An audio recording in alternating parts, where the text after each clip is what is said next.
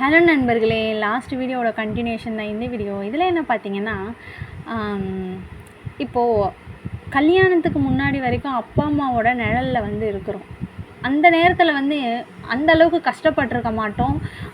எதையும் வந்து தேடி போகிற அவசியம் இருந்திருக்காது. ஆனால் திருமணத்திற்கு பின்னாடி பார்த்திங்கன்னா, கண்டிப்பாக ஒவ்வொருத்தரோட லைஃப்பில் வந்து ஒவ்வொரு ப்ராப்ளம், எதனா இக்கட்டான சூழ்நிலை வரும்.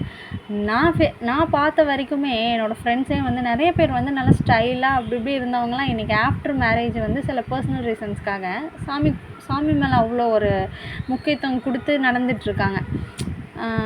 ஸோ இதில் என்ன சொல்ல வரேன்னா, கண்டிப்பாக வந்து ஒரு டைமுக்கு மேலே யாராக இருந்தாலும் சரி அந்த நம்பிக்கை அங்கே போகும். ஒரு நாளைக்கு பார்த்திங்கன்னா, ஒரு கோயிலில் வந்து அவ்வளோ எண்ணிக்கையான பக்தர்கள் வந்து வராங்க. அவங்களாம் வேலை வெட்டி இல்லாமல் சும்மா ஒன்றும் வந்துடல இல்லைங்களா? கண்டிப்பாக அவங்களுக்கு எதனா ஒன்று நடந்திருக்கும். அதோட சந்தோஷத்தில் திருப்பி வந்துட்டுருக்காங்க அந்த கடவுளை பார்க்குறதுக்கு. கண்டிப்பாக வந்து நீங்கள் நம்பி வந்து அதை வழிபாட்டில் இருந்தீங்கன்னா, கண்டிப்பாக கடவுள் வந்து உங்கள் கூட இருந்து நீங்கள் நினச்சது எல்லாத்தையுமே செஞ்சு கொடுப்பாரு. எதையுமே யோசிக்காதீங்க, யார் சொல்கிறதையும் கேட்காதீங்க. மற்றவங்க உங்களை கேவலப்படுத்தினாலும் அதை நீங்கள் ஒரு பொருட்படுத்தாதீங்க.